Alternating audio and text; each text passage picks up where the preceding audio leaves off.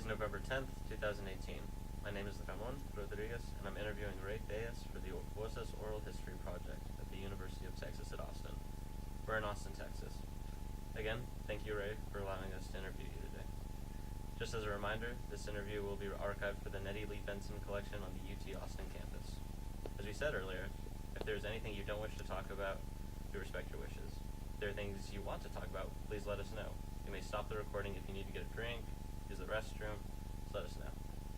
Today we're going to talk to you about your life in general and more specifically about your experience as a documentary filmmaker. So Ray, can you tell me a little bit about what it was like to grow up in Whittier, California? Well, I originally came out from East LA, so my folks, my grandparents, my tata, my nanny, were there. They arrived there from El Paso in 1920, and my father was born there. Raised there, my uncles, and I was born in East LA. And then at that period in the 50s, people were moving out to the suburbs. So my father and my uncles helped them build houses out on what was orange groves. So I kind of lived out in the country for a while, and then tract housing came in and became suburbia. So I had a really idyllic kind of an upbringing, just running around by myself, and the only people that I dealt with were my grandparents, my brothers, my sister, and my parents. So as a kid, I just kind of on my own, and I had a very idyllic life, but basically it was all around family, and we were all just a bunch of Mexicans living out in the middle of the orange groves. So I learned to speak English when I went to first grade. And it was like, you just learned it. So I spoke Spanish at home and English in the streets and at school. And I don't know. I was a kid that was pretty much on my own for, I think, a lot of my life. And I still am sort of a person that's kind of on my own. And I think a lot of it had to do with the fact that was the way I was raised. Very tight family, but do things independently. Could you expand on that a little bit, how that sense of independence has carried on later in your life? Yeah, I mean, we can psychoanalyze the whole thing, but basically, I was very comfortable hanging out with animals. I had dogs, and I used to take care of horses for the neighbors, and my life was communicating with animals. So I had a very much of a kind of an internal life, a lot of it in my head, and so I think that kind of manifests itself later on, in that I live in my head in terms of stories, or I use memories, that kind of stuff. I get along very well with people, but I'm also very comfortable just hanging out on my own. I have a friend of mine who always has to be around with people. He says, "Well, how can you be alone?" I said, "I really enjoy being alone." So I think in terms of just coming up with stories, or thinking of stories, or just I like to kind of figure things out. And what ends up happening is I observe, I watch, I look and listen, and that served me well in terms of being a filmmaker, is learning to listen and learning to watch, and kind of being open to ideas, other people. So, so I guess some of that comes from my childhood. When do you remember yourself as a younger person first starting to come up with these stories in your head? What were some of those stories? Well, the thing is, the stories is that I would record, ideas, in my brain, that later on would serve me well. But what happened is that I got introduced to literature very, very early on, and to see my mother's family is all from Mexico. Her family's in Chihuahua and Mexico City. So in the summers, I would spend time in Chihuahua and Mexico City. And so, on the one hand, we had that very kind of American life as is, you know, it's kind of like lower middle class. My father was an electrician. Um, did fine, and in the summers I got a chance to go have another life in Mexico City, and I had a tia, my tia Tina, who was an artist and a writer, and exposed me to art, into literature, and I became very interested in Latin American literature. And as a result of that, of her influence, art, music, that kind of thing. So I was off at the movies all the time and reading, particularly Latin American literature, very, very early on. So I ended up in college double majoring in English and in Spanish and going and doing a graduate degree in Latin American literature at a very exciting time during the boom, which was in early 1970s. And so a lot of that interest that I had coming up, the stuff that my tia had me reading, not only about what was going on in the United States, I was reading about that, but I was reading and learning about what was going on in Latin America, particularly in Mexico and other places. So my interest in literature and politics and storytelling was formed from when I was a little kid, because I was exposed to basically two different worlds. Around what age was that? Oh, this is when I was 12, 13. I mean, 8, 9, 10. I was 11, 12, 13, and through high school, then that's when I really got interested in literature. My whole world was storytelling and literature, and I learned about storytelling by studying literature. So, what was it like having these interests in Southern California at this school? Do you feel like you had other fellow students that you could relate to, or the school, or any teachers who would? Well, fellow students, I mean, we're kind of jackasses, and kids, to tell you the truth, I spent, my junior high and into high school, we lived not too far away from the beach.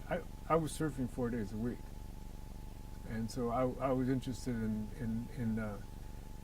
surfing until I got my surfboard taken away when I think it was my sophomore year of school, and one of my teachers, who at first I didn't like very much, he was actually Mr. Regalado, a Chicano teacher, in front of the class says, "Oh, Ray, I heard your surfboard's been taken away." He said, maybe now you'll study. And what happened is that this man who at first I thought I despised ended up becoming the most wonderful teacher I ever had. And so what he did is he learned to push my buttons, and he realized that I like literature and I like to read, and he really, really pushed me. So I really, really came to understand and really, really love literature because of this man, Leonard Regalado. And I know we became really, really good friends. Excuse me, I have to write my notes here. Because he was a very good teacher, and he pushed his students very, very hard. So he actually had programs. This was at a time when he didn't have extracurricular programs. He kept us after school to give us tutoring. He introduced us to classical music, all this kind of stuff. So he was probably one of the most influential teachers I had. And my aunt, Tia Tina in Mexico City, who basically said, "You're interested in that? Go for it." And she was actually key in terms of me becoming a filmmaker, because she realized that I was very interested in film. She said, "Well, what's to stop? You're talking about making films. What's to stop you? Do it."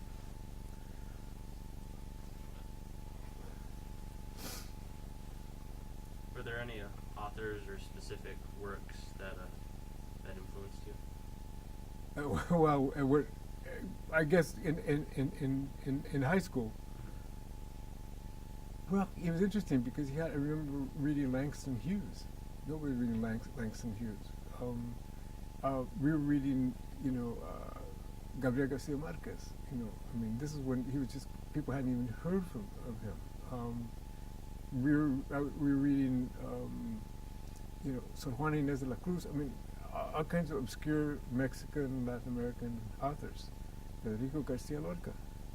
This is my tia and my teacher were having us read Latin American writers at a time when nobody was reading them. Fortunately, I knew how to read Spanish, so I was reading them in Spanish. And you know, on the other hand, you know, we had to read the traditional canon. You know, Cotton Mather, you know, Pilgrim writers, these kinds of folks. And you know, I was fascinated at what was actually considered literature. I said, how could some of this stuff be literature? And I came to learn about literature in its many different forms. So, you grow up among the orange groves. You spend a lot of time in your head working on these stories. You have an Dia in Mexico City. You're pushed by a teacher in high school. Did you go directly to college from high school? No, I went to Cal State Long Beach from high school, not really knowing what I wanted to do. Okay, not really knowing. My parents said, you're going to college and that's it, and so I went in, and because of the way I was being directed in terms of literature, that's what I went to study. And then so I started out as an English major, but then realized I could double major because I was interested in Spanish, and worked my way through college. And at that time, you know, state universities were not very expensive, so I didn't have to work a lot, and studied, but not really having a passion for really anything at that point. Just I liked reading, I liked literature, and I ended up after my undergraduate, I got into a graduate program at UCLA in literature, in Spanish, Department of Spanish and Portuguese. But I still didn't know quite what I wanted to do. So I ended up getting, after you know, these are PhD programs that if you don't finish them, you get a master's. So I did a couple of years and got a master's degree, but became more and more immersed in Latin American literature. And this was a very exciting time in Latin American literature. And I also learned how theater worked and how it was structured, because I had a professor who basically had us analyze works of theatrical works. So I learned about dramatic structure, analyzing these plays. Anyway, I got out of UCLA with a master's. Yeah. Excuse me for a minute. Just to backtrack a little bit, can you describe those first couple of years in college? You know, transitioning from high school. Were you first generation college student? Yeah, I was. Resistant? I was first generation. My father came out of the Depression, wanted to go to college, but he ended up raising his brothers, supporting his family, because my grandfather, my tata, had been in an industrial accident and was in a wheelchair. So he and my grandmother raised his brothers, and then he ended up raising us, really putting it in our heads that we had to go to college, but not really figuring it out. I mean, they figured it out with me.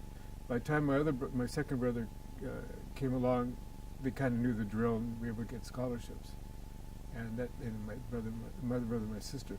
But you know, school was easy for me, but I really had no, career-wise, no real sense of what it was that I wanted to do.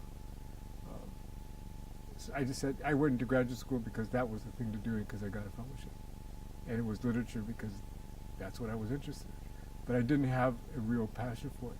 I wanted to be an artist. I wanted to do something artistic, but I couldn't play an instrument. I couldn't draw. I couldn't paint. And so I was rather frustrated. And when filmmaking came along, that kind of did it for me. But it took me a while to get there. Can you expand on that a little bit more, your love story with filmmaking? So what happened with filmmaking is, I came out of the 60s and the 70s, out of the Chicano movement and out of the anti-war movement. I was a conscientious objector during Vietnam, and I was very much involved in kind of the political stuff that was going on, and it was a very for me it was personally a very stressful time, because we didn't take the stuff lightly. I had my buddies going off to Vietnam, and one friend and I did not. So it was a time where lots of stuff was happening, and so I wanted to incorporate my work the work that I was doing intellectually in school with politics and basically what people are calling now like social justice. We were interested in that kind of thing, and so I was trying to find a way of doing that through my work. So I ended up after coming out of a master's program, I'd done a lot of different things. I'd worked with students and I'd done student affairs work when I was at UCLA, and so I had a background in that area. To make a long story short, is I ended up getting a job at Stanford University as assistant dean of students and working with student affairs, which was, for me, it was a very interesting time because here I was working with Stanford students. I hadn't gone to Stanford, and I came to this realization is like, these students aren't necessarily any smarter than me. They had some opportunities. And while I was working there, I got to know a lot of different folks and had opportunities open up for me. And I was mentored by a professor there that got to be a good friend of mine, who basically said, the doors are open for you here if you want to take advantage of them. And I told him I was interested in film. And the reason I was interested in film is because some of my friends, Roth, were in the graduate program at Stanford and had been out making films. And so I ended up working with them and understanding how they were incorporating the social justice work with filmmaking. So I volunteered at a cable TV station and learned how to operate television cameras and recorders and that kind of stuff, and started learning 16 millimeter production. And so I started working with them making films, and I realized that this was something that I could do. It was a way where you could teach, you could do social change, you could do art. And I basically said, well, if I figured out if I could get into one of the 3 film schools that I chose, I would do it, and that would turn my life around. And I went to UCLA and got into an MFA program, and that's when things really started happening for me. So, between Stanford and your teacher in high school, who are some other really notable mentors in your life who had kind of pushed you and inspired interest in you? Not many. I mean, there was, for example, I have a very dear friend, a guy named Arturo Islas. He's actually from El Paso. He was a professor, a young professor at Stanford, and I was good buddies with his brother. And Arturo was a wonderful, wonderful professor and a wonderful, wonderful writer. And I would say he was a very good friend and a mentor to me. But I'm kind of a lone ranger, and I don't glom onto anybody. But there were people like Arturo, people who I admired because here is a Chicano against great odds, got a PhD at Stanford, was a renowned teacher, and was just a kind person who loved literature. And I think he really had a profound influence on me at that time. But there weren't many. I mean, really, my greatest mentor was my father. So, who else do I need? Tell me a little about your dad. My father, he died in '98, and so my father is probably the best role model I ever had, in that he was a humble man, a very, very humble man, the best read man. He would read everything. Was tough and very strict on us, but was very, very loving. So he taught me how to work hard. He taught me how to work with my hands. I don't do it anymore, but he taught me how to work with my hands. And he had love for reading and love for learning. And his greatest, I think, regret was the fact that he didn't go to college. So he wanted us. So he supported us in everything we wanted to do. I wanted to be a filmmaker. You'd be a filmmaker. So I just learned to work hard and also how to never give up. I mean, that's the thing about being a filmmaker is, especially if you enter into a world, a tough world, which is filmmaking, is you never give up. And the other thing is, he was kind to people, and he took people in. And so if there's anybody in trouble, we would take him in. So our house was always filled with, with primos or friends that didn't have a place to go, and it was because of him that he would, he taught me kindness. He taught me tenacity. He taught me to be proud of being a Mexican. And that's the thing, is that we were, my mother was a Mexicana. My dad was a Mexican from El Paso, from generations in El Paso, and there was always been this pride among our family about, you have to be proud of who you are, and be comfortable and so we never had a problem that other folks may have had about identity. It's like, yeah, you're Americans, but you're Mexicans. So my going from a Mexican American to Chicano wasn't really a big deal.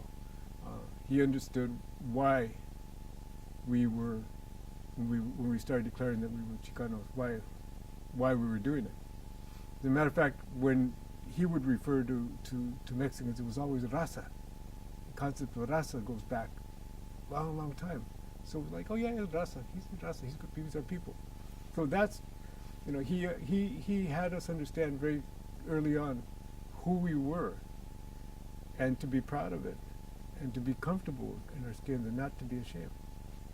And that, and he came up at a very rough time in California during that his era. A lot of places, kids like him were going to Mexican schools. They weren't going to regular schools. So he went through a lot, and he taught us a lot. I had it easy compared to my dad. What time was he? When did he live in LA from? My dad lived from 1920 till 98. Was he involved at all in the Zoot Suiter movement? No. My dad, he was a little bit older. And then my Uncle Frank we had three brothers. My youngest, the youngest of his brothers, my Uncle Frank, was of that generation. He wasn't a Zoot Suiter, but he was in East LA. My Uncle Frank was a very interesting character. He was a boxer. He rode motorcycles. He never really had a job. He was a bookie. He was a lot of things. And they were actually from Maravilla. Everybody knew my Uncle Frank, and nobody messed with him. Nobody messed with the family, because he actually was a character, because he had connections in many different worlds. And so the Zoot Suiter thing was, it was happening in East LA and up in Chavez Ravine and all that, but he was kind of on the periphery. He wasn't a Zoot Suiter, but he was a Pachuco. Lots of people were Pachucos. Cesar Chavez was a Pachuco. Yeah, so. And so, how did you get involved in the Chicano movement? Well, it's my involvement in the Chicano movement came out of a number of things. I mean, what the Chicano movement was happening, the anti-war movement was happening, and the farm workers movement was happening. My dad was an electrician, and I remember in the early '60s, my dad and I was a little kid, late '50s, early '60s. My dad on the weekends and his buddies would go up to Delano or wherever and help with when they were setting up camps, do wiring, and basically try to set up some camps and some shacks for people, and that's how he met Cesar Chavez and a lot of those folks. So we were politicized early on, and the other thing is my father and my uncles were all deeply involved in labor unions. I mean, all of them. So my involvement in these movements, they ran parallel. The anti-war movement, and during this period also, there was a period of the walkouts in East LA, and the Chicano moratorium in 1970 in East LA brought together a lot of different factors. My youngest uncle was actually kind of a reactionary when all of this started, got involved because he realized that some of his buddies who would get arrested by the sheriff's department down on Whittier Boulevard would end up dead in their cells. He said, by hanging themselves, he said, these guys aren't going to do that. They wouldn't do it. And he realized it was police brutality. So all of these things were coming together. They're parallel. So we were the Chicano moratorium was against the Vietnam War and the drafting of young Chicanos, but it brought together police brutality and all kinds of other issues. So all the issues in Los Angeles, at least at that time, merged. So it was kind of logical that, my trajectory was logical. It took me in that direction. They all came together at the same time.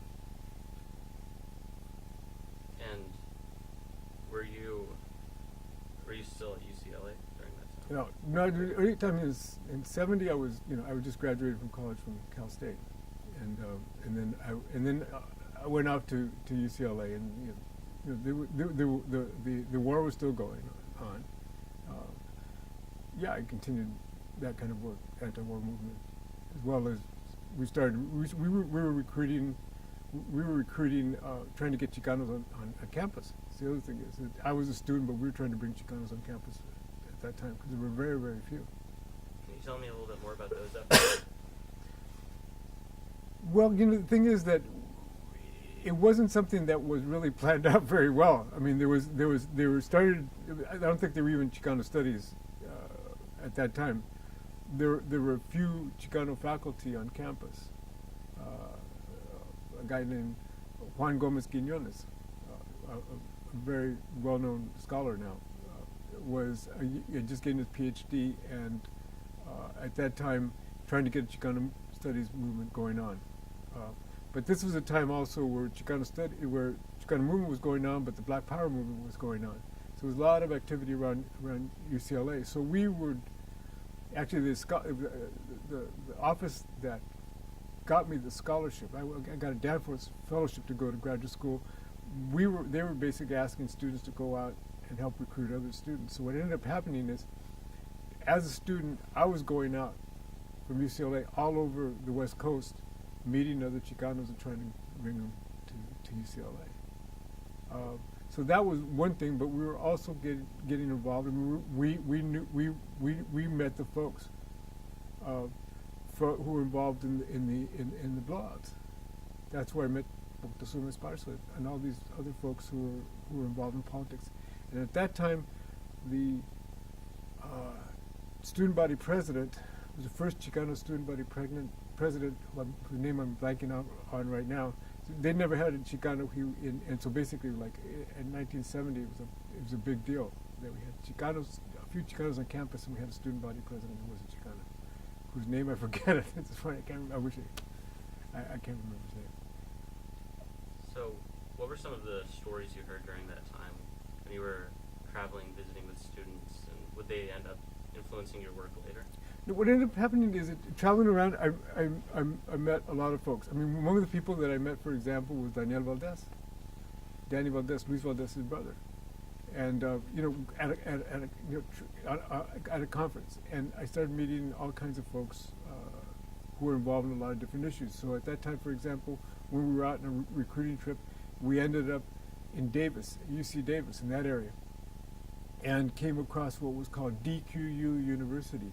It was the Native Americans had taken over a radio station and a campus and set up a university. So it was this kind of really, really exciting time at that time, where I was like, my eyes were opening up to what was going on in the world, not only among Chicanos but among lots of different people. There was a time of kind of fervor, of excitement, and the kind of excitement actually that I'm seeing now, right now, with young people trying to make social change. So just getting out of LA and seeing other parts of the states, going to the Midwest and meeting Chicanos in the Midwest, I had no idea. Going to Chicago, going to Iowa, it just opened up my eyes. It was an amazing experience, and also realizing that the way that we looked at things in Los Angeles and California was not necessarily the only way of looking at the world. So that, getting out and it was an exciting time. And a lot of that had to do with my political involvement, because what happens is, as a student, like you're a student, and you're right now involved in this project that's bigger than you being a student. We as youngsters, we get involved in stuff that's very exciting, that helps us move ahead and helps us learn and get us excited about other things, like journalism. Like here in journalism, I was learning about filmmaking. That filmmaking could be a possibility. That political action, political work could be a reality, and we could make social change. So when you're doing all this, you're hearing these different stories, kind of learning a new perspective. When did you make your first documentary? Was it around this time that you started becoming really interested in? So what ended up happening is I went to UCLA thinking I wanted to make narrative films. Okay, I want to make features. And I ended up there. Fortunately, I knew how to television, and I knew how to shoot already a bit. So I ended up becoming a teaching assistant, paying for my schooling, teaching television production, while I was on a track for narrative features. And then I finished minus my thesis, and 2 or 3 years later, I turned in my thesis. But I went to work in television because that's where the jobs were. And so I ended up, I started out pretty much at Spanish International Network, which is now Univision. And because I had certain skills, I was able to get a job. But I ended up kind of accidentally falling into documentary because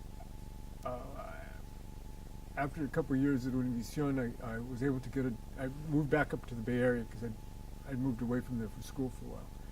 And I got a job at a PBS station called KQED. And they were forming a unit, a current affairs unit. So anyway, to make a long story short, I spent 10 years in that unit really learning my craft. I knew how to shoot 16 millimeter, and the period for 2 or 3 years before I went to KQED, I was shooting news and working with producers from all over the world because as a cameraman, and also writing proposals, all that kind of stuff.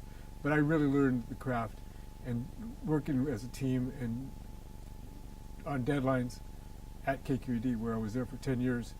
But while I was there, I would take leaves of absence and do other projects. And my first real documentary on my own was a film that I did called Santeros, Saint Makers.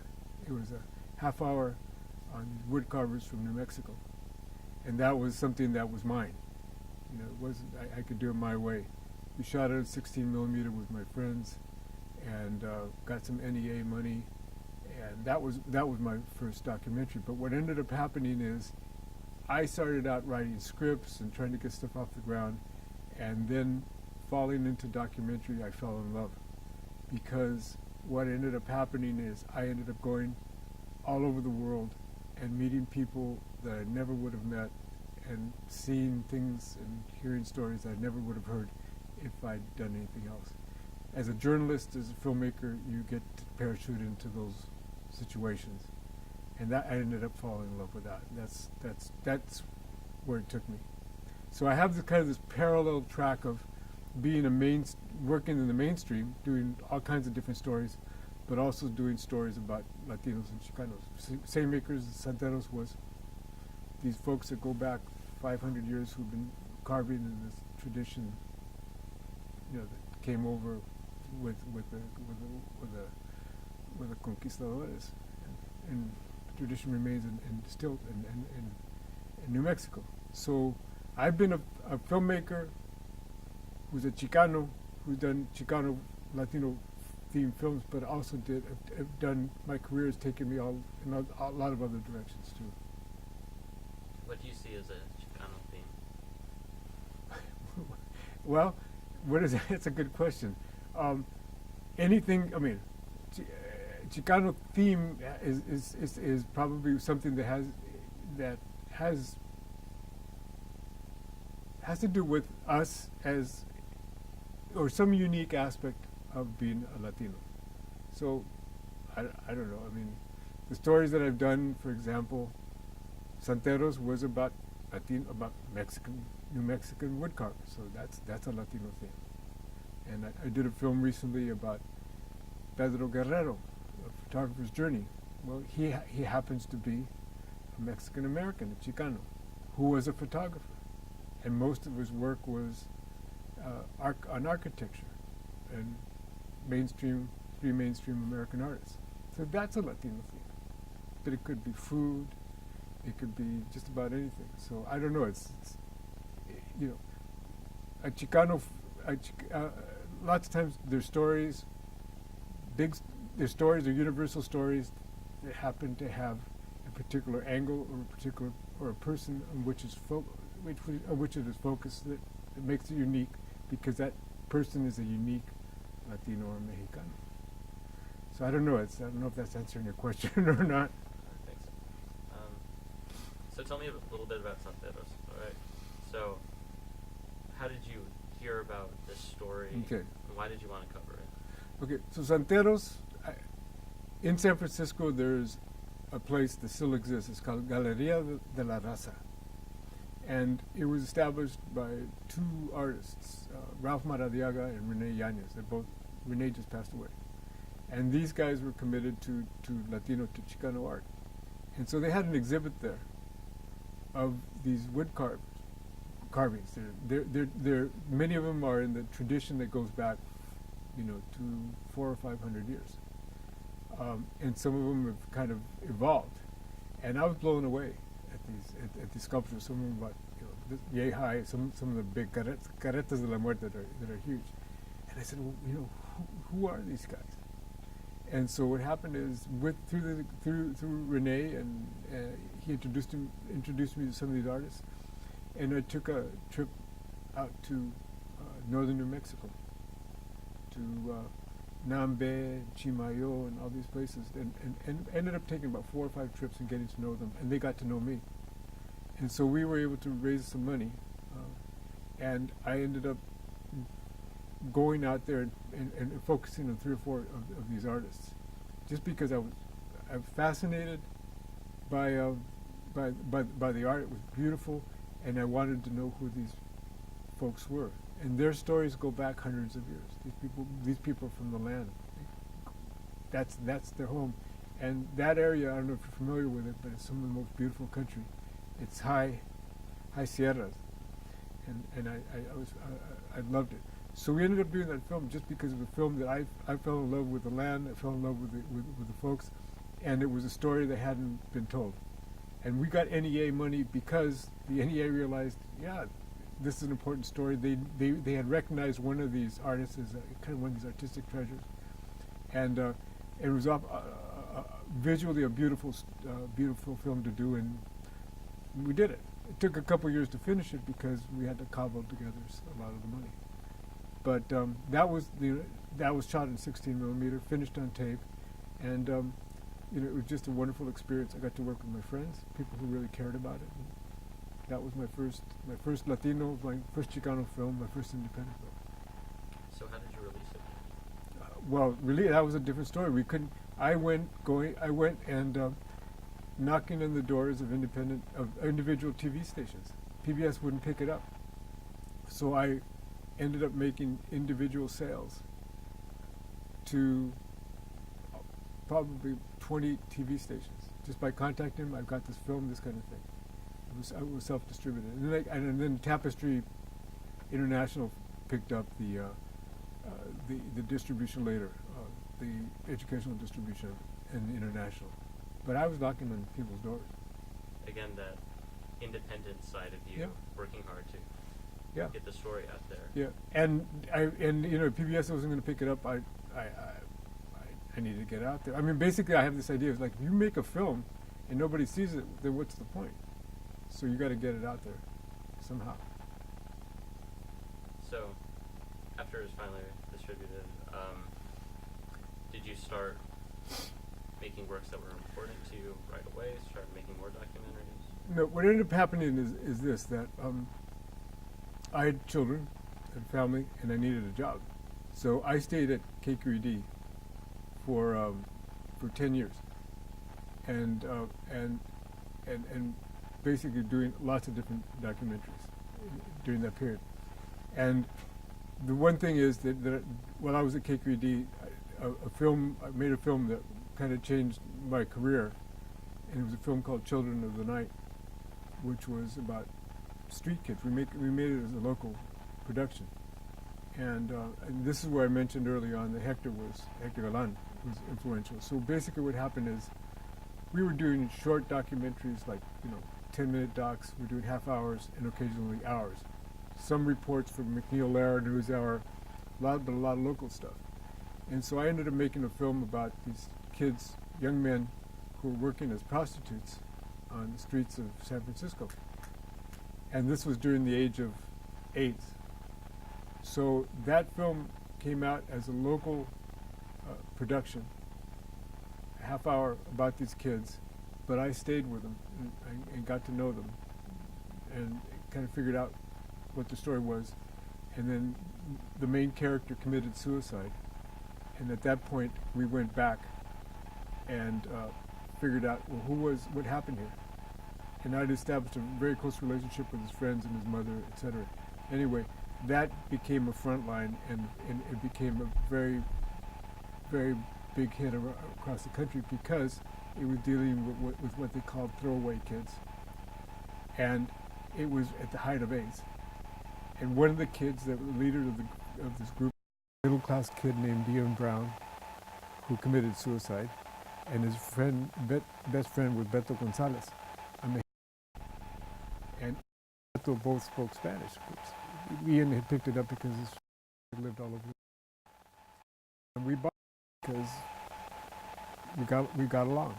And that film changed their lives because all of a sudden they became celebrities for a while. And in terms of my work, it kind of changed things for me. That film got a lot of attention, won a Columbia DuPont Award, and et cetera, and I ended up doing Kids in Trouble for the next 10 years. That's sort of my niche. Yeah. Just to touch on this bit, I get the sense that this project is very important to you on a personal level. Can you talk a little bit more about how maybe there's... Right. Yeah.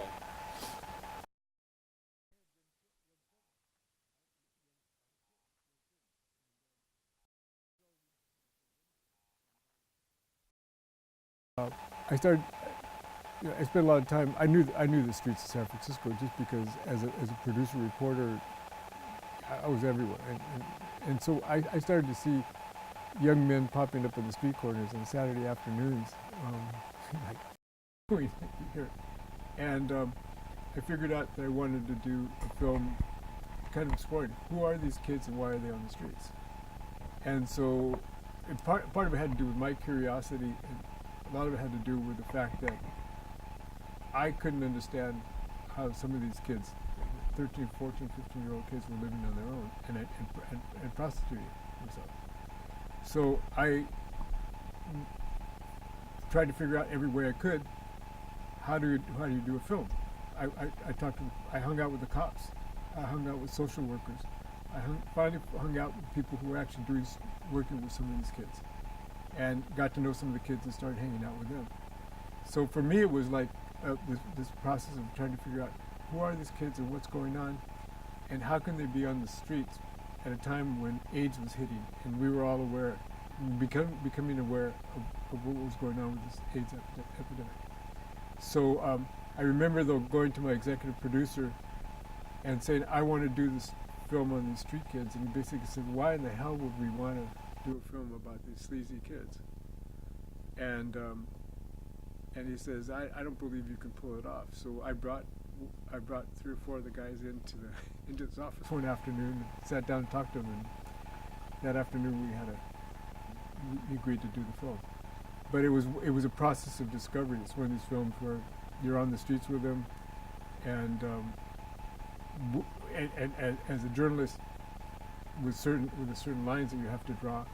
And I got to know these folks very, very well, and we came up with a film that really kind of gave you behind-the-scenes look as to what was going on in San Francisco and all over the country, Los Angeles, big cities, with youngsters who were basically on the streets, and the only way they could make a living was through prostitution. And AIDS was spreading rampantly at that time. These kids had no idea what they were into. So I I worked with even in high school. I worked with young kids, mentoring them, volunteering, that kind of stuff. So the kids thing was always something of very much of interest to me. And having my own kids, I was fascinated. I mean, basically, I did kids in trouble until I got too freaked out with my kids. Ended up, going into high school, and I said, enough of this. I'm having to deal with problems with my own kids now. So this kind of marked one of the first times where you were able to achieve that professional success with that feeling of working on something that's really important to you. What was that like for you? Well, it was great. I mean, the thing is that I was doing something that I felt was important, and hopefully having an impact. I'd gotten to a point in terms of skill where I knew how to do this. I'd worked professionally for a number of years, and so I kind of got going. And I think right around that time, around late 80s, 90s, is professionally when my career took off. And so after that film, I ended up leaving KQED and going to GBH and doing working on a film. I was going to do several films, but I ended up doing one film on a series called Americas. And so that film was about internal migration within Latin America. So it was a film on migration internally within Mexico and Guatemala. So I traveled all over Mexico and all over Guatemala, and did that film, went back to the Bay Area for a short time, and then about a year later ended up going to New York to work for ABC. And this was a matter of necessity, because things were happening where PBS stations as well as commercial stations were shutting down their documentary units, and news magazines were taking off. So we moved our whole family, and I went to work at ABC, then I went to work at NBC for Dateline. And so at that time, I was doing documentary work everywhere from news magazines to ours. So things were really picking up for me at that time. And so I did that approximately 93, 94. Came back out, was sent back out, got a contract to go back out and work in 95, 96 in the West Coast, and going all over Latin America, going all over the world. With the networks, they've got all the toys and all the money to do stuff. And so I was a mainstream producer. I knew how to do the stuff. I knew how to write. I knew how to work with correspondence. And then what happened is we got funding, producing partner and I, finally, after working for years, I'm trying to do a Latino series. We tried to get a Latino series, like Latino Americans. I don't know if you've heard of that series, but we tried to do a series similar to that in the late 80s and early 90s. Never could do a series, but we got the money from the National Endowment for the Humanities and a couple of other foundations to do a film called The Fight in the Fields, Cesar Chavez and the Farm Workers. And so that was my foray into breaking away from working for TV stations or the networks, and I became what is called an independent producer. So we spent 95, 96 producing that film, released in 1997. And that was the first feature film, first big film on Cesar Chavez and the Farm Workers. And that's where I started out, basically doing primarily work around Chicano Latino themes as an independent producer. So that's, for the last 20 years, that's where I've gone. But swinging back and forth, doing work for commercial work, for the networks, for Discovery, for National Geographic, because you got, as an independent filmmaker, you got to do that. So I've done, science, lots of science projects, lots of different medicine, but a lot of my independent works have swung back to doing Latino themes. So that's where a lot of my work has been for the last 20 years. And my mantra right now is telling our stories. Before we talk a little bit more about The Fight in the Field, you talked about Americas. Can you tell me a little bit about how your experience doing documentary work in Latin America influenced your work, I guess, more nationally? I'm not sure if I understand that question. I guess, do Do you feel like when you were doing Americas that you were able to grow your perspective a little bit to where you were able to make something like The Fight in the Fields with a little bit more insight? The reason I did Americas is because I already knew Latin America, and there were a lot of people that didn't know Latin America. So basically they recruited me to do the pilot for the Americas series because I had just gotten a DuPont. So I was a hot producer, a hot Latino producer, and they needed a Latino producer. So I got recruited to do that. But also I was bilingual. I traveled all over Latin America. I knew Mexico very well, so I was a good fit. But that's one of the reasons is they brought me on, because they kind of said, oh, we got to hire this guy. He just got a prestigious award. And DuPont is like, in broadcast, it's a Pulitzer Prize in broadcast journalism. So that kind of opened doors for me, is what happened. So that's what happened. And I knew how to produce internationally. I knew how to maneuver my way through that. So my previous work kind of got me there. But then also having done that series, also I was kind of tagged as a guy, oh yeah, he can operate. He's in Latin America. So that's kind of how it works. It's like they see that you've done something, a successful film, you know how to navigate. Then they say, oh yeah, he can do it. So when you were making The Fight in the Fields and you made your transition into being an independent filmmaker, you had been working at ABC, sorry. Can you describe that shift a little bit to me? Oh yeah. Well, the thing about it is,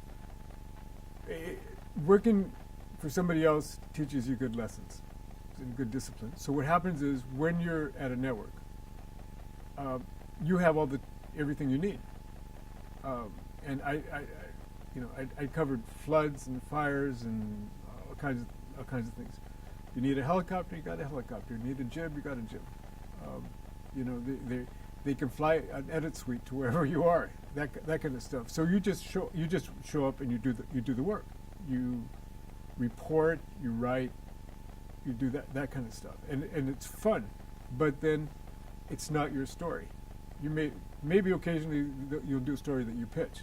But basically, you have to understand that you have to give up authorship at some point, because the executive producer is the final word of it. Has the final word.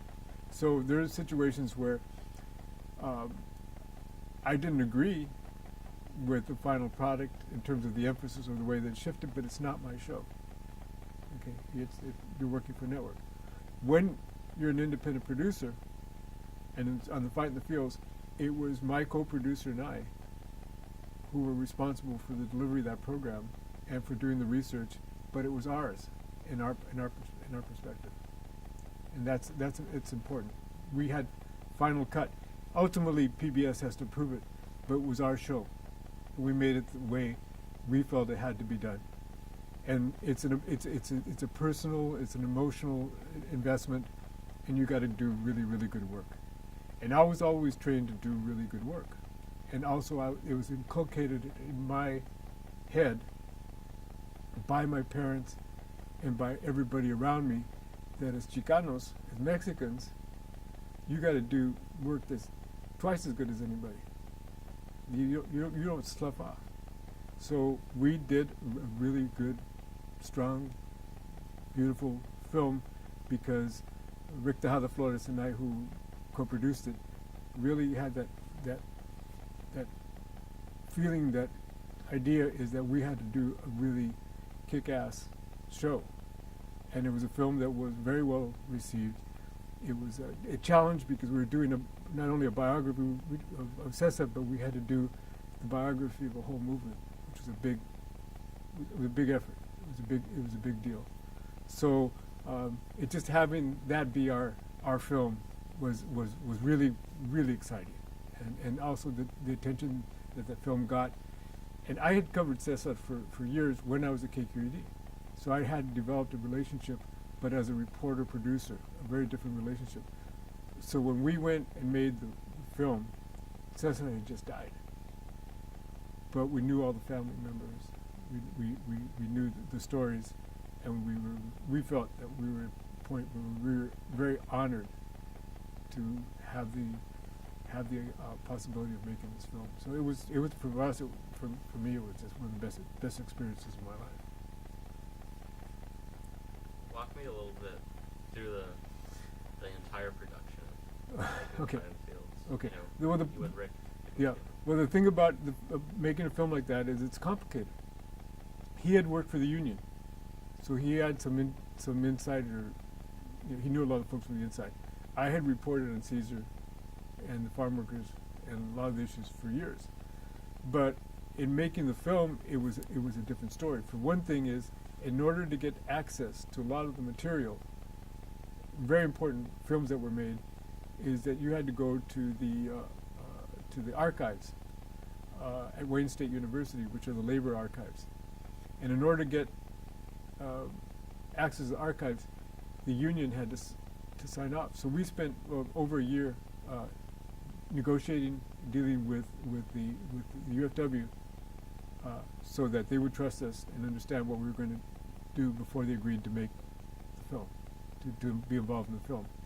And then we got access to all the archives. So there was all this. This is part of producing, negotiating, all that kind of stuff. At the same time, we went and under the Freedom of Information Act, we got files on Cesar Chavez and the union, thousands and thousands and thousands of pages. We could tell you what Caesar was doing on any given day because the FBI was following him. So we had that kind of research. We did our homework, and then we dug up material from all over the world on Cesar and the union, and also in the context, we were making this film in the context of previous attempts to organize. So this was a film about labor and the exclusion of folks who work in agricultural labor, because people who worked in agriculture over the years never got the same benefits as any other folks in labor. They were excluded. And that's and Caesar came around to organize them, but he was up against tremendous odds. So the real work was in research and producing, and we spent a year and a half, 2 years doing that. And then once we got the approval of the union and we had access to the archives, then we were able to move forward on the interviews. And then people agreed, because Dolores Huerta would not have done an interview, nor Arturo Rodriguez, Cesar's son-in-law, or Caesar's children. They would not have agreed unless everybody was in. So that opened the doors, that approval. But that's part of producing. And it's exciting. I mean, doing that research is really exciting. We gathered material from everywhere and started to assemble our own archive. We now have an archive still that we're trying to find a home for it. Actually, let's maybe talk to Maggie about it. We got like 50 cases of footage and files in storage right now, trying to find a home to figure out who wants this material. But this is the kind of, like, you can imagine 50 cases of material of just records and files, and so we pretty much documented the labor union up until 96, when the film was finished, and on the air in 97. But we the only people that came close to us was the Chicano series. They did an hour on farm workers. We did 2 hours. But it was it's investigative work, good journalism, good filmmaking is what it takes. It was a big project. When we first put together our assembly, the first assembly was 8 hours. We strung together the interviews and the archival footage, and then we had to shrink it down to 2 hours. So, you talked a little bit about the distinction between being a reporter-producer and speaking to Cesar Chavez, and then making the documentary. Can you talk a little bit more about that? The distinction between the two. Between which? Between a commercial. Yeah, what okay. that was like for you when you were doing the interviews. When I was doing the interviews, I'm not sure. When you were making the. Okay, so what specifically do you want to know? What do you see as the distinction between a reporter, like a public reporter, and a... Well, I do the same thing. I mean, basically, I'm a producer reporter. I mean, as a producer, I worked in journalism, and I brought the same principles to independent filmmaking. I mean, one of the things that's important is that when you're making documentary films, especially current affairs documentary films on social issues, is that we went using the same rules of journalism that we would have used at KQED or at the news divisions at the networks. You need to bring that kind of rigor. So I was doing the same thing, except I was raising my own money. So we were wearing different hats. I was doing the reporting, the interviewing, directing and producing, and raising our own money. So it was a broader. I mean, we had to wear more hats doing independent films than I did when I was working for one of the networks, where I was a producer, director, and I would work with a correspondent. That was more narrowly focused. I didn't have to worry too much about scheduling. I mean, I basically say, "Oh, you're doing a story. I'll meet you. You meet a crew in El Paso. The correspondent would fly in. I would fly in, and the crew would be there, fly in, and everything was kind of taken care of. So the focus was much more narrow when you're working for a network. And then when you're doing an independent production, you're responsible for building the team, feeding them, and transporting them. So it's a bigger responsibility. Sorry, I must have misunderstood you earlier. So when the documentary is released, what happens next to you? On that film? I guess career-wise. Okay, so what happens is when that film went to Sundance, and it was in competition at Sundance, it got a lot of attention because Caesar, I mean, the farm worker movement, in the 90s was still active, but it was very controversial. Because what happened is the farm worker movement was in decline at that time. So there was interest in Cesar at that time, and the film did well. And we basically were able to develop a production company based on that film, the reputation of the film. So we started getting other commissions to do other films, and so we formed a production company called Paradigm Productions, and through that we were able to bring in. It was a 501c3. We were able to bring in foundation money and endowment money, and so we, for a period of almost 20 years, used that company to develop our own productions and also to sponsor other folks. So, the one thing that I regret is that I didn't have much of a training in business. So we knew how to make films, but we didn't know how to run a business. So we made these films, but we didn't necessarily make any money on them. We got paid for them, and sometimes you get close to finishing a film and you run out of money, and you still finish it. You finish it for free. So being an independent filmmaker, unless you're like Hector, who knows how to run a business, Hector Galano, who knows how to run a business, it's not a profitable thing to do. And so we were able to make, and I was able to make a number of films for PBS and for other folks, based on the company that we built coming out of the Fight in the Fields. Paradigm Productions, yeah. Are you all still in operation? Sort of. We're phasing it out. So it's a film we did through that company. We did a film of Jose Clemente Orozco, we did The Storm That Swept Mexico, we did Race to the Place. We did about 7 or 8 national productions, and also brought in other filmmakers and collaborated with them on it. But running a business these days, a film business, is not an easy thing to do.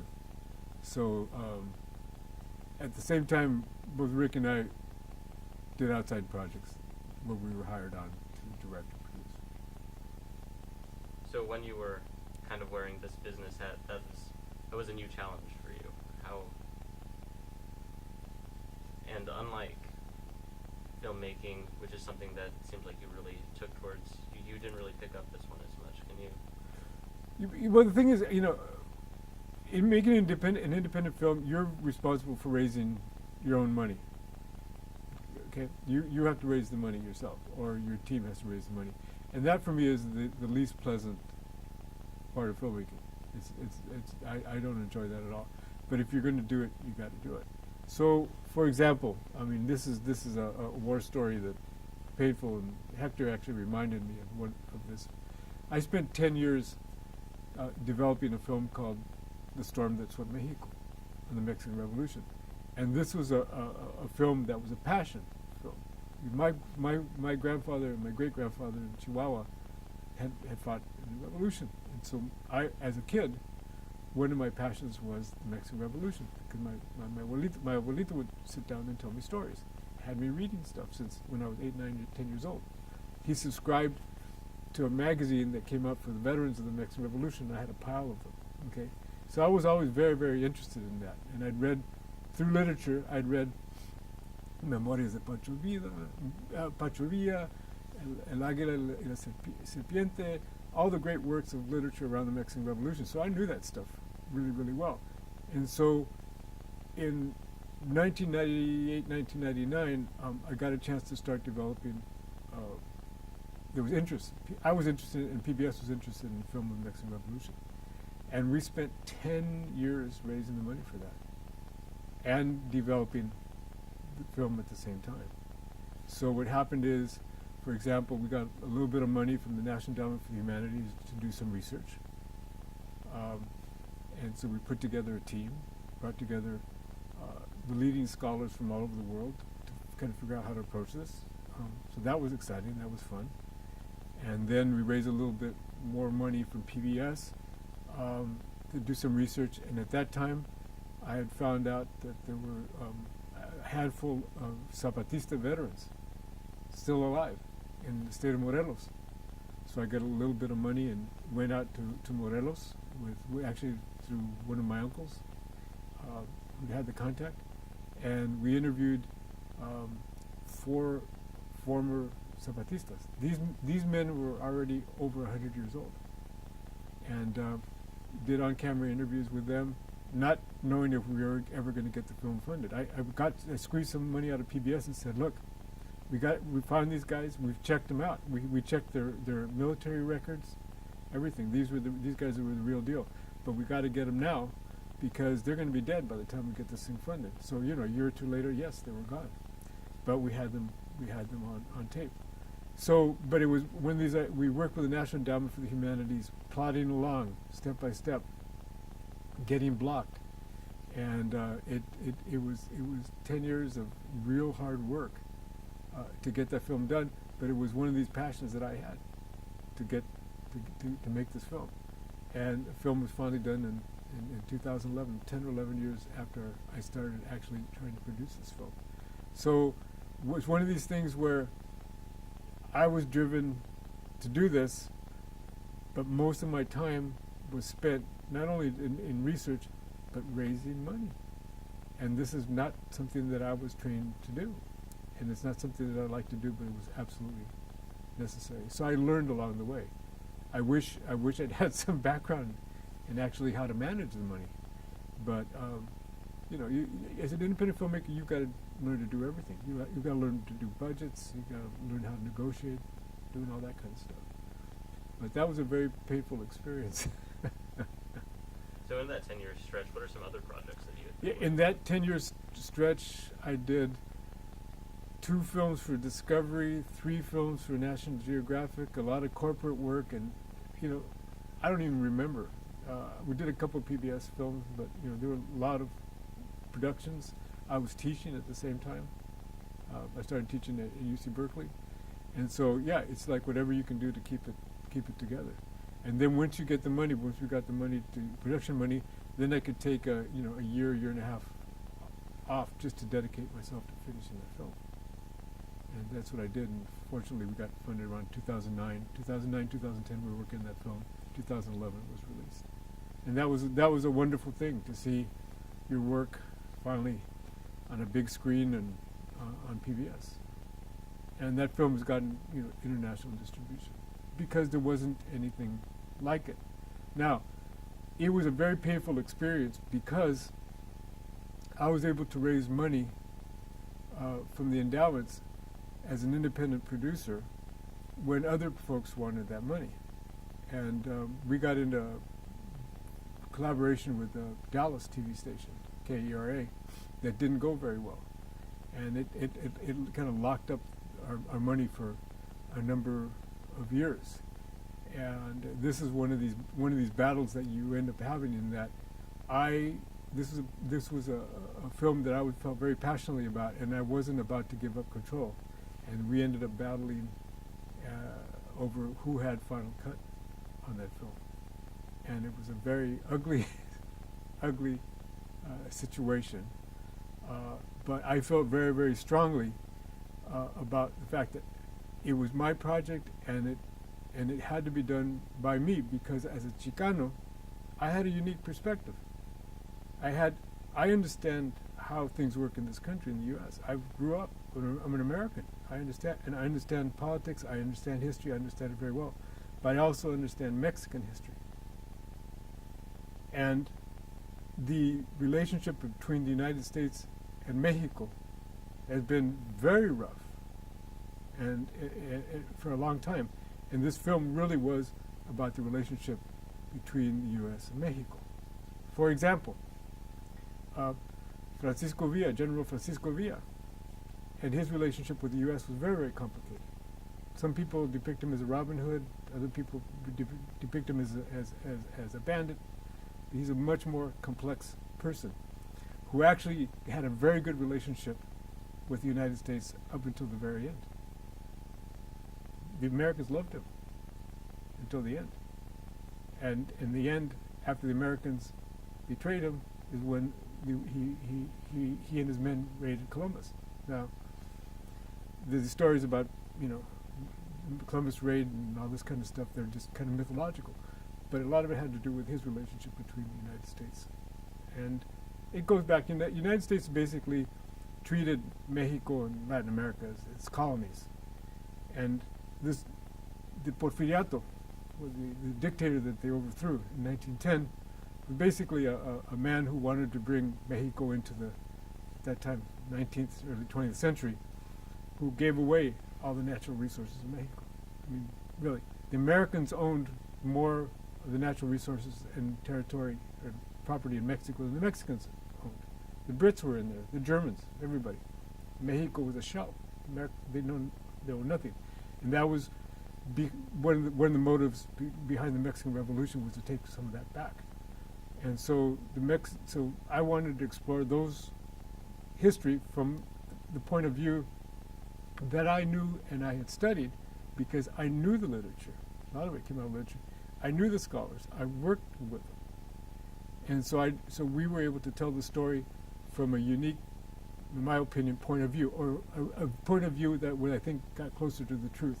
And that had to do with the fact that you had a Chicano who understood the relationship between both countries and who could maneuver. And that was me. But boy, they tried to undermine me. PBS tried to undermine me. Even the KERA, they tried to undermine me every step of the way, but I hung in there until the very end. And at the end, what happens is that the KERA pulled out, and ITVS came in, Independent Television Service came in and helped us with the funding. We got nearly $1 million from the National Endowment for the Humanities because they respected the work that we had done. They knew who the scholars were. They had already seen scripts. They knew all the research, and they knew we were on the right track. But making film sometimes can be very, very political. And in this film, we were dealing with American history. This was a film about the Mexican Revolution, but really it was a film about American history, and it was a very kind of a delicate situation. But you got to be tough in those situations. And the film has been well received. Nobody could critique it because we had some of the best minds on the project, guiding us through it. So some of this literature that you're alluding to is some of that literature that was with you early on in your life from your tia as well? Yeah, so what happens is, through my grandfather, who, he knew the material. My tia had me reading, Juan Rulfo, and some of these writers. I went to UCLA and studied that as an undergraduate at Cal State. I was studying Latin American literature. I went to UCLA. I was reading these all the great novels. So when it came to making the film, I already knew the literature. I mean, I knew the revolution through literature. And then I had been reading all the writers, And I collaborated with a really wonderful scholar at UC Berkeley, a guy named Alex Zaragoza, who knew all the folks, all the top scholars in the world. And he was able to connect me and had me reading all these folks and getting together with them. So my introduction to the Mexican Revolution was a personal one, but also was through literature. But it goes back to what I was reading when I was a kid. So the masters that I got in literature didn't go to waste. It actually helped me guide me through making the film The Mexican Revolution. And actually, other work that I've done in over the years, literature has been helpful because it's a one way of looking at the world. So after all of that struggle, the whole production hell that went on must have been extremely satisfying to finally see the release of this project. Yeah, no, it was great. I mean, I still show the film. It gets shown every once in a while. But actually, the most fun I have seen that film is with Mexicanos. So, for example, we showed the film at a couple of years ago at the Watsonville Film Festival. Watsonville, California is a farm worker community. And we showed it in a theater on a big screen. And the audience was fabulous. It was incredible. But they were all Mexicanos. Their parents came from that. They came from that. To see that experience, that was a tremendous experience. We also showed it at the De Young Museum in San Francisco for a very elitist white audience, and that was a completely different experience. It was fun and nice to see. But when you sit down there and you watch the film with Raza, they know the story, and in this film we also one of the most fun things about it was we had great music. So we had, for example, Los Lobos do several cues because they're not only rockers, but they also know Mexican traditional music very well, and they composed a bunch of cues. And we basically brought back a lot of the music from the Revolution, the ballads and that kind of stuff, and incorporated that into our score. So the film was really driven by music. So music was one of the really, really fun aspects of that film. So, now watching it I love watching that film with an audience. That's the way to watch it, on a big screen. Because the unique thing about the Mexican Revolution is it was the first revolution that was shot on film. So there's lots of wonderful cinematography from that era, original, as well as photographs. So you put those on the big screen, it's magnificent to watch. Do you feel like the relationship between the U.S. and Mexico has an influence on, say, Chicano identity? Well, it depends. It depends on who you are. I think so, of course. But it's different for different people. I mean, how can I put it? Is that even the concept of Chicano right now, it's different. I mean, I'm lucky in that I teach and I work with youngsters, right? And what I tell them is, you know what? I get older every year, but you guys stay the same age. I'm always working with 18 to 22-year-olds, right? That's the thing. So what I see is how they view the world and how they see themselves. So things are changing quite a bit. I mean, the term Chicano was big when I was coming up, but then for a while it wasn't. And then now there's interest in being Chicano, but now there's other complexities coming in that we have, at least in California, a lot of Central Americans. So now you have Salvadoran, Guatemalan influences, and people trying to establish those identities. And you have this concept of being Latinx, which is something different. So where you come from, I think, makes a difference. So how people see themselves in terms of being Mexicans is different, whether you're from Texas, or New Mexico, or California, or Arizona, not to mention the Midwest, or if you're Latino, Dominican, Puerto Rican, Cuban from the East Coast. So, I don't know, Chicano is only one category right now. And for me, Chicanos became the word that helped us identify as being Mexican Americans, but who wanted to state we are who we are, and we are establishing, we're defining our identity, and that's what the word Chicano means. But most people, we refer to each other as raza or Mexicans or whatever, But the Chicano identity is something I think very special and very unique, and I think has to be. I think we're kind of redefining it as we go along. But now there are other factors that come into play. Things are changing quickly. I'm learning. So I'm still trying to kind of put my head around the whole Latinx identity. And I don't know if it's something that you guys are dealing with right now or not. But in California, particularly Berkeley, it's how you identify and what you call yourself is important. People are trying to figure that out. So you put out work through PBS. If you don't mind my asking, how did you feel about the 2007 Ken Burns documentary, The War? She excluded a Mexican, right? Thank God for Maggie and for and for Hector. I mean, the thing is, I have a basic problem. I mean, PBS has been great, but PBS doesn't treat everybody equally.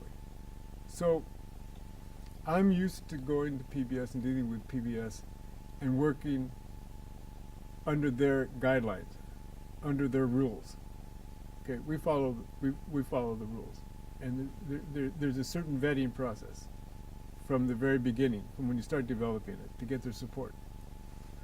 So it's a double standard because PBS does not vet, does not look and inspect the work of Ken Burns the way they inspect our work. So if they had done their job and looked at the work carefully that Ken Burns was doing, they would have seen there was a huge gaping hole. And that went to the fact that he didn't know, or he didn't care, and the people that he was bringing in to advise him didn't know or didn't care. He wasn't. I don't think he did thorough research. So the problem was at the research level.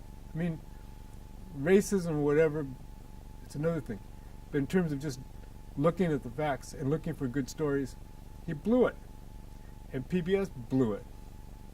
And thank God that Maggie Rivas caught it. And other people caught it and basically said, what's going on here? What's going on here? But I blame PBS themselves for not basically looking and using the same rules, or going by their own rules in terms of this hot, popular filmmaker who doesn't really. I mean, one of the things about he's a good filmmaker, etc. But he doesn't do controversy, and some of these topics are controversial, and I think we take them on, and I just think that it completely blew it on that one, and one of the most important stories, World War, Chicano Latinos in World War II. I could have introduced them to dozens. My uncles, I mean, really, it was sort of pathetic. So.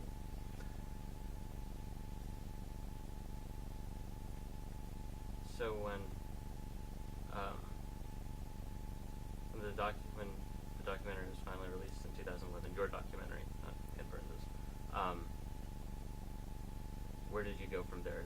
Now that you had released kind of your dream project. Well, I went back to raising money for another film. So what ended up happening is the next project that I got into was a series. It was a series called the Latino Americans, and actually that series of films on Latinos in the United States was nothing new. Jesus Trevino had tried to get a series off the ground, I think in the 70s, 5-6 part series on Latino in the U.S. Rick Tejada Flores and I, in the late 80s and 90s, had gone to PBS with a series of 6 shows on Latinos. As independents, we couldn't do it. And then Latino Americans comes along. Excuse me. And then the only reason that they finally got it done was a big producing station, WETA, which is one of the major producing stations, came in. At first, I think they had a deal with Hector Galan. That fell apart, and then they brought on Adriana Bosch and her production company to do it. So these were stories that had been around for a long time, and so I knew a lot of the material. I knew the people who were involved, so they hired me on to do one of the hours, produce the last show, The Peril and the Promise, episode 6, and also to consult on hour 1 and hour 2, basically because I knew the work, I knew the history, and by this time I was one of the old guys, one of the veterans. So I worked out. I came on the show to do that, and I felt that series was a very important series that was long overdue. There hadn't been nothing like that had been ever been done, and it was time. So I was glad that they did it, and I produced out of the West Coast. Most of it was in Boston, based in Boston. But with technology, you can be just about anywhere. So my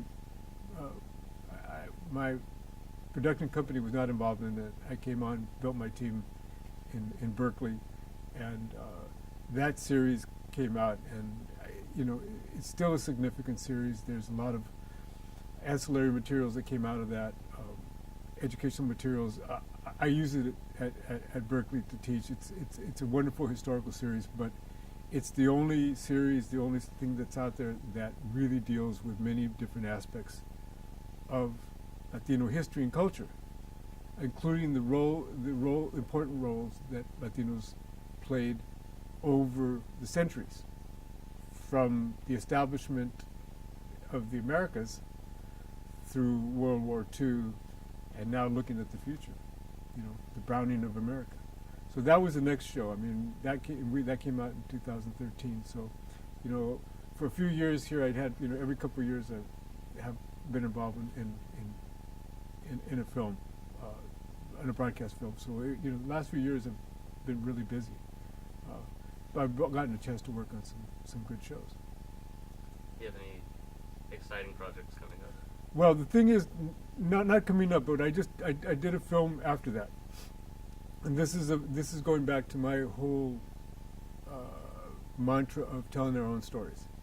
So, in 2015, we released a film called Pedro Guerrero, A Photographer's Journey on the American Masters series, and it was a co-production with Voces, which is a Latino consortium.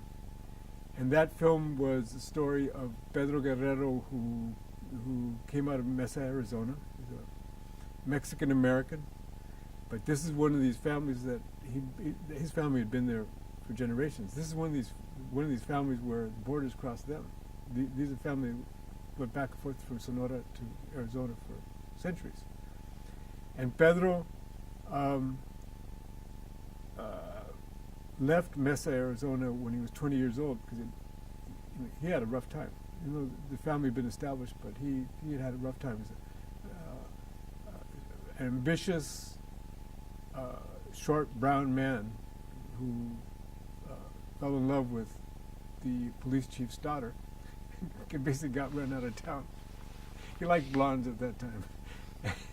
And what ended up happening is followed his brother Adolfo to Art Center in Pasadena and became a photographer. And went back after he got out of Art Center, and his first encounter professionally was with the architect Frank Lloyd Wright. And he was 22 years old and basically working with the world's greatest architect at that time. So his career was a very interesting career in that it spanned the 20th century. He started out with Frank Lloyd Wright, went off to World War II, actually enlisted before Pearl Harbor, was stationed in Italy as a photographer, and they were analyzing bombing runs, that kind of stuff. After World War II, went to New York, and ended up having a career working for all the big magazines as an architectural photographer. And then he got to know Frank Lloyd Wright, and basically his work is very recognized, but nobody ever knew who he was. So our film basically captures Pedro Guerrero and the work that he did with Frank Lloyd Wright, the sculptor Alexander Calder, and the sculptor Louise Nevels, the three major American 20th century artists. So we tell his story, his life story, through that work, and through his kind of coming to grips with who he was as a Mexican American. As a young man, was not happy being who he was, a short brown man. And by the time he was in his 70s, he was comfortable with it. And he lived to be 95. We interviewed him when he was 93. I'd known him for 30 years. And he was the first Latino American ever to be on American Masters. American Masters has done all kinds of artists, Mexican artists, Frida Kahlo, they did Diego Rivera, they did all these, but they never done a Mexican American. So Pedro Guerrero was the first one, and I remember talking to the folks at the executive producer, and they basically said, "Well, why don't we know who he is?" And I'm going, "I don't know why you don't know who he is. He said, well, you know his work, you've seen the work, you recognize the work, but now you do." And so it was a very successful show, and one of the ones that I'm most proud of, because we took this very important photographer who wasn't about promoting himself, who did wonderful, wonderful, beautiful work, and brought him to light. He's a great storyteller, great storyteller, a man who really got to know the artists, and not only shot their work. He's a great architectural photographer, but he got to know these artists and did documentary work and captured who these artists were and how they worked and how they interacted with people. So that's my latest film, and I'm still recovering from that one.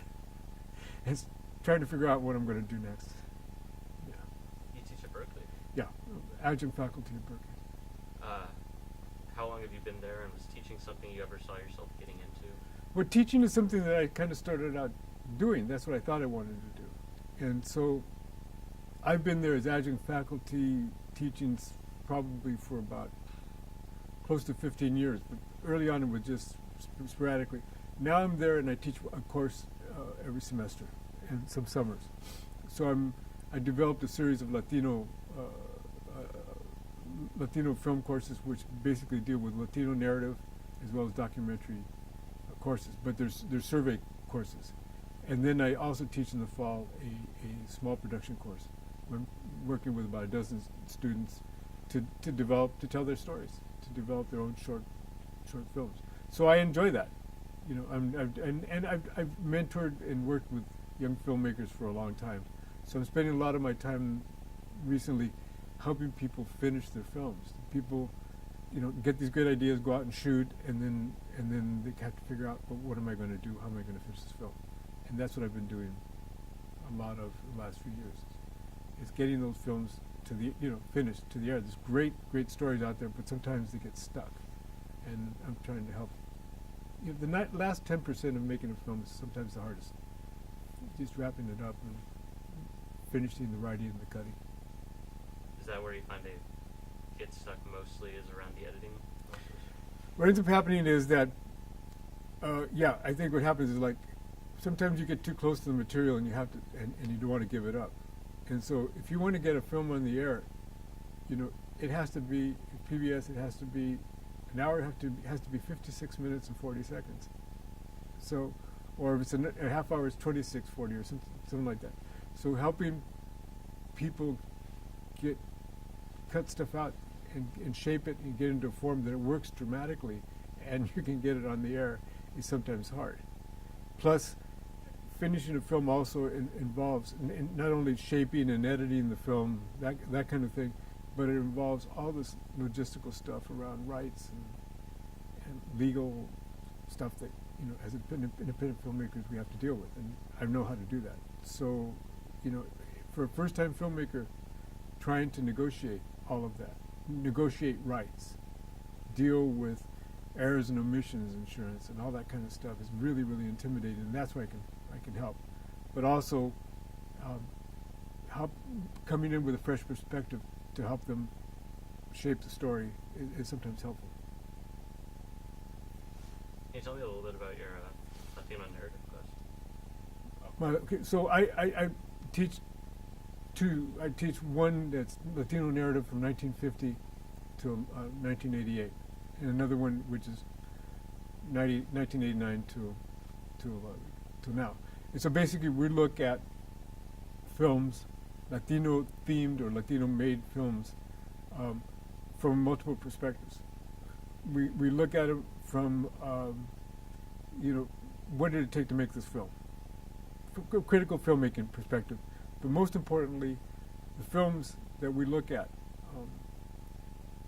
have to deal with very often, particularly films coming from the 70s, 80s, 90s.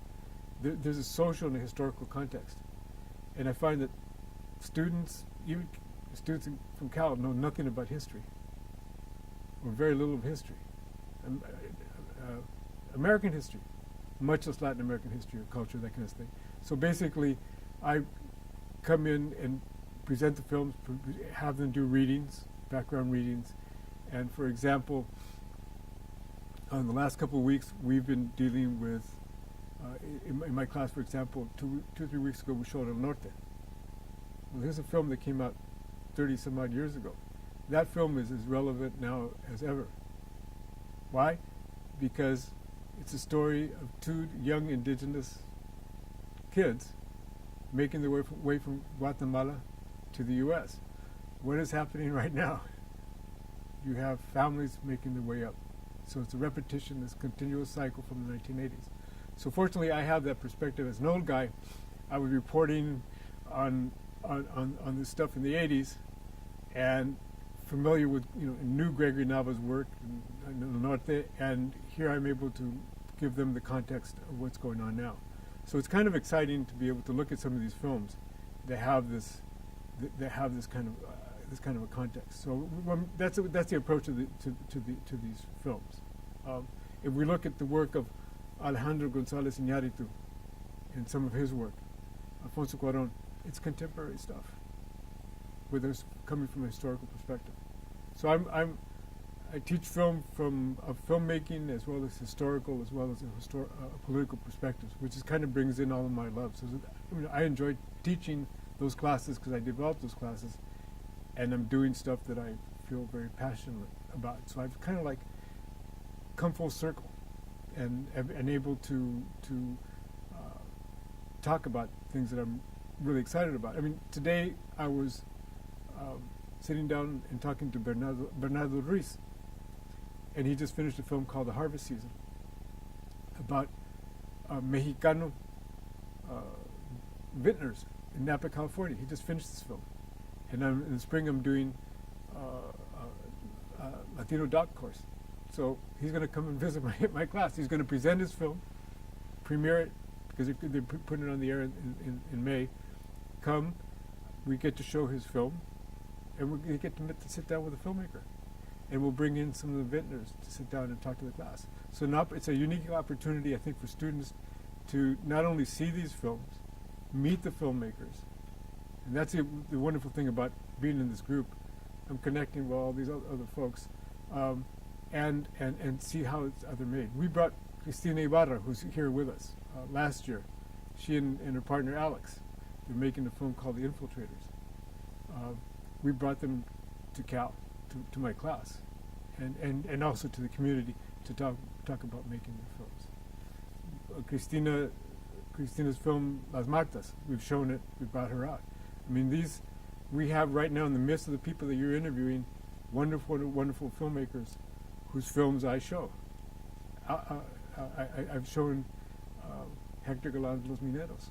So, I'm really in a fortunate place to be able to be teaching films about things that I feel are important about, and actually know some of the filmmakers and there's some of them are gracious enough to come and visit my class. It's a unique teaching opportunity, but fortunately, it's it has to do with the timing.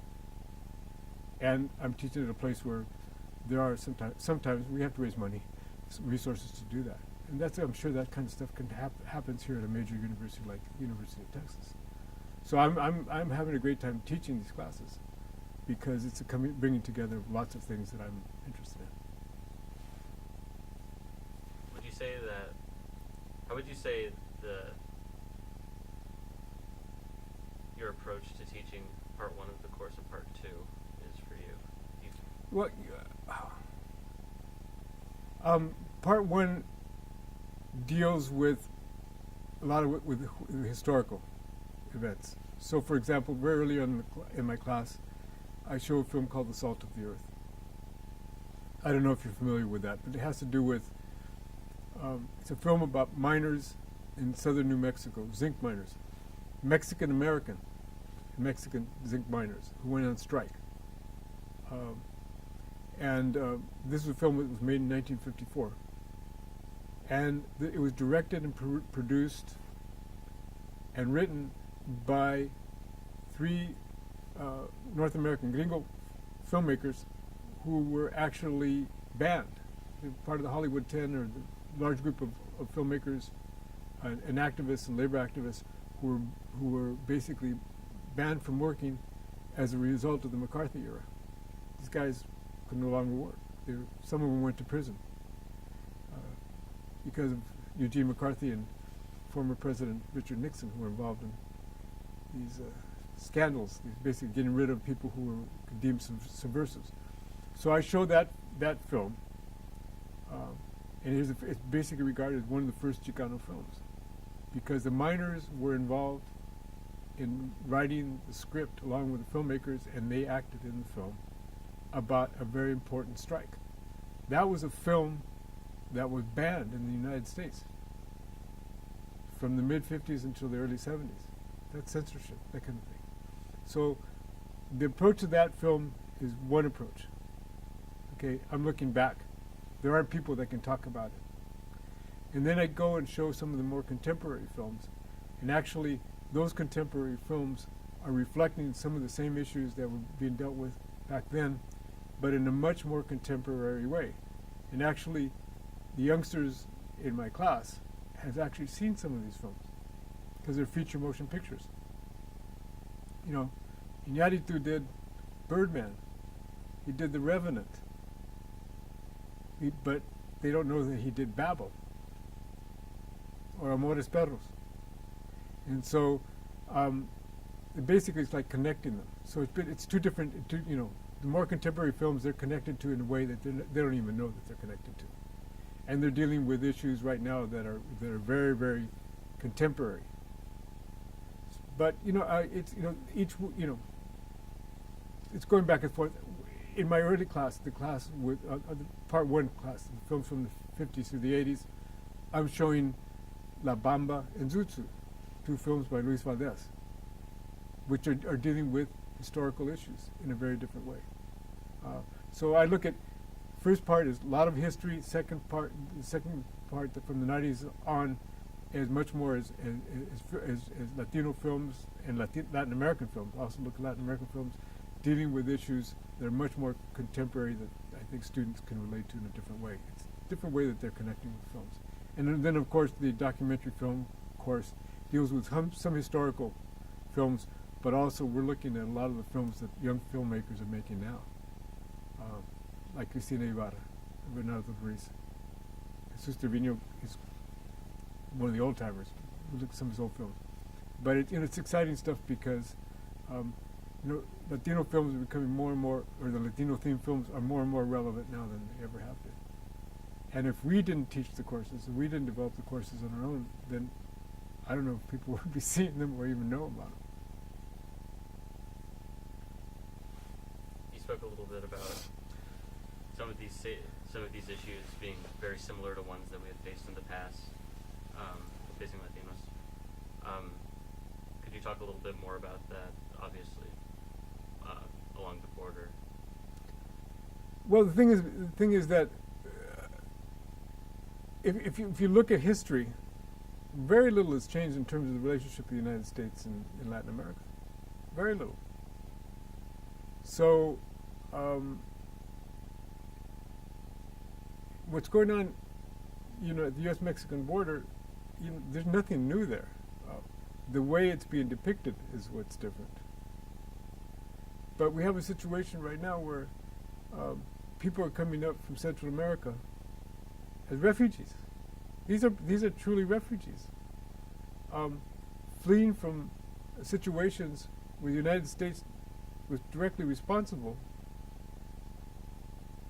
for the mess they're in, because of its relationship as a colonial, as an imperial power towards Central America. Basically, Central America and the United States treated Central America as colonies. So now they have to be responsible for their colonies and how they deal with their colonies. Europe has gone through the same thing. So it's the chickens coming home to roost here. So people are fleeing violence in Central America as a result of those horrible wars of the 70s, 80s, and 90s. The U.S. had not dealt with that situation properly. And if it had, we would not be having people fleeing those governments. Now, of course, those governments, it's not all the United States' fault, but those governments were complicit in treating their own people badly. I mean, there's great inequality. It always has been in those countries, and it's been exploited by foreign powers, among them the United States. Mexico is the same thing. Right now, it's not the Mexicans that are coming up here. It's the Central Americans, and I just think that the U.S. has to deal with those countries and helping them. There's a Marshall Plan after World War II to help Europe get off the ground. There never was a situation like that. A Marshall Plan for Central America, and I think that's what we need. And what happens is filmmakers talk about those things. We just showed a film called Romero. I don't know if you've ever seen the film Romero, but the Archbishop Arnulfo Romero, who was assassinated in El Salvador. He was made a saint last month, telling his story about how he came to awareness of what was going on in his own country, was assassinated for it. A few students knew that this Bishop Romero was made a saint not too long ago, but they never knew the backstory. And that backstory is the same backstory that plays into who these people are that are fleeing Honduras and Guatemala and El Salvador. Three of the most dangerous, I think, among the most dangerous countries in the world, right in our backyard. So, I don't know. I think we have a duty, as artists, as people who work in journalism, to tell the stories. And fortunately, I think there's filmmakers out there telling those stories to combat this completely false narrative of like invaders, assassins, rapists that this administration is putting out. So I'm like, what has changed since 1980 with these folks? Very little. Very, very little. And so that's why I think that's what keeps me going, and that's when I see young filmmakers are doing those stories that I think are really important stories. So I don't know if I answered your question. So I think I veered off. No, I think you got to the heart of it. That not much has changed, and you could talk a little bit more about how filmmakers might be adapting or working forward to maybe enact some sort of change or tell us stories. Well, as filmmakers making change, it was interesting because last summer I had a couple of students in my class saying, "You filmmakers should do this, and you filmmakers should do that." And I'm going, wait a minute. We don't make the change.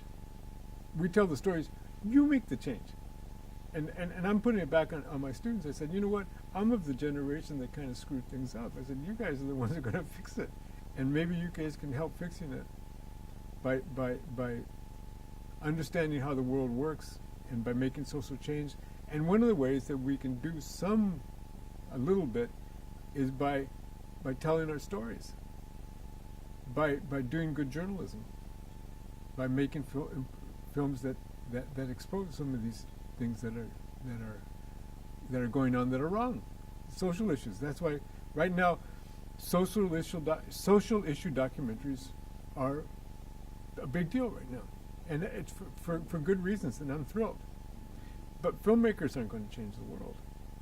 You know, we can help shed light, but we're not going to change the world. So I'm just excited, very excited about the work the younger filmmakers are making. And one of the things that I find very interesting, at least looking at the documentary films that are coming out now, and the films that I show in my class, and some of the most interesting and best work is being done by women.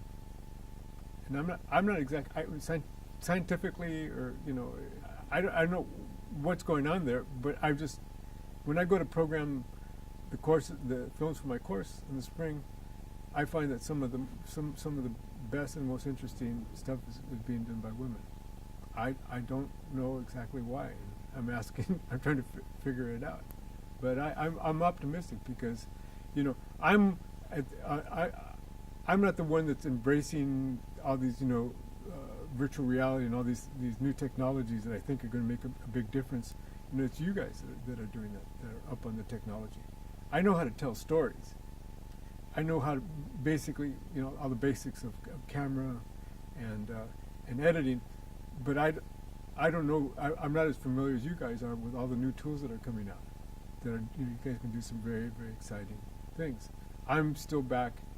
My strengths are still just basic storytelling, and I'm hoping that, you know, some of the things that I'm teaching my students in terms of basic storytelling, that they can build on and do exciting stuff that I never imagined could be done.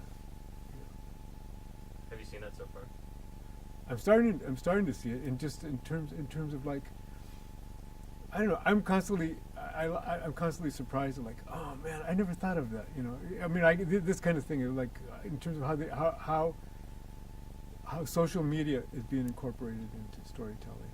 How actually, I mean, Bernardo was telling me he's doing a series for Facebook. I think, you know, like you're telling stories that now appear on very small formats.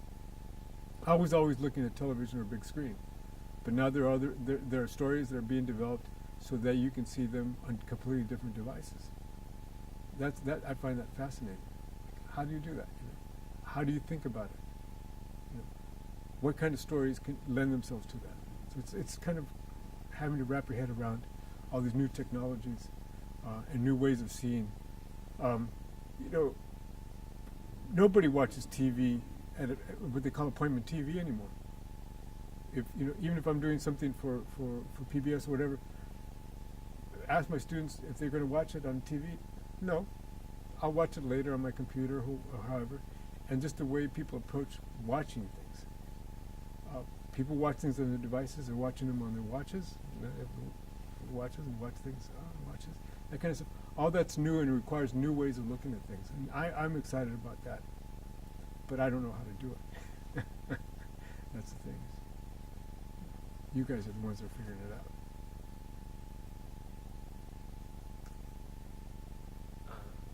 Algo más?